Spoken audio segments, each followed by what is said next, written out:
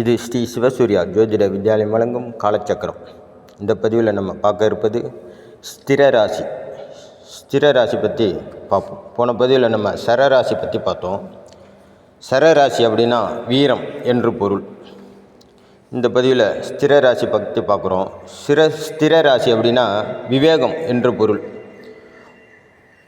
இவங்க எல்லாம் என்ன பண்ணுவாங்க அப்படின்னா நின்று நிதானமாக செயல்படுவாங்க.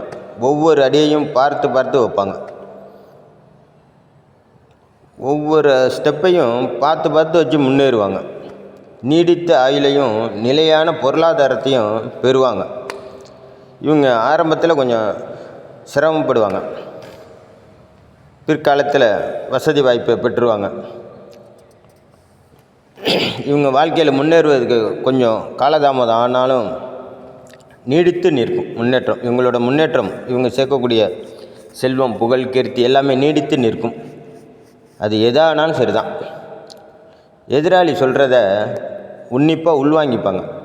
பிறகு தான் பதில் சொல்லுவாங்க. இந்த ராசியில் ஒரு கிரகம் நின்று திசை நடத்துச்சுன்னா அந்த திசையோட பாதி நாள், உதாரணத்துக்கு ஒரு சுக்கிர திசை வச்சுப்போம். இந்த ராசி மண்டலம், அதாவது ஸ்திர ராசி அப்படின்னு சொல்லக்கூடிய ரிஷபம், சிம்மம், விருச்சிகம், கும்பம், இந்த ராசி மண்டலத்திலலாம் ஒரு கிரகம் நின்று திசை நடத்துச்சுன்னா, உதாரணத்துக்கு சுக்கிர திசை வச்சுப்போமே. சுக்கிர திசை நடத்துச்சுன்னா பார்த்தீங்கன்னா 12 வருஷம் வரைக்கும் பலன் கொடுக்காது. அந்த 12 வருஷம் முடிஞ்சு 13வது வருஷத்துலேருந்து இந்த 8 வருஷம் நடக்குது பாருங்கள், அதில் நல்ல நற்பலன்களை கொடுக்கும். அது நீடித்து நிற்கும். ஏன்னா ஸ்திரம் பொறுமையாக செயல்படும், நிதானமாக செயல்படும். அது அஸ்திவாரம் போட்டு ஒரு பில்டிங் கட்டினா எப்படி இருக்கும், அதுபோல் தான் இது. அஸ்திவாரம் ரொம்ப ஸ்ட்ராங்காக இருக்கும். வடிவேல் ஒரு படத்தில் சொல்கிற மாதிரி ஃபேஸ் மட்டும் ரொம்ப ஸ்ட்ராங்காக இருக்கும்.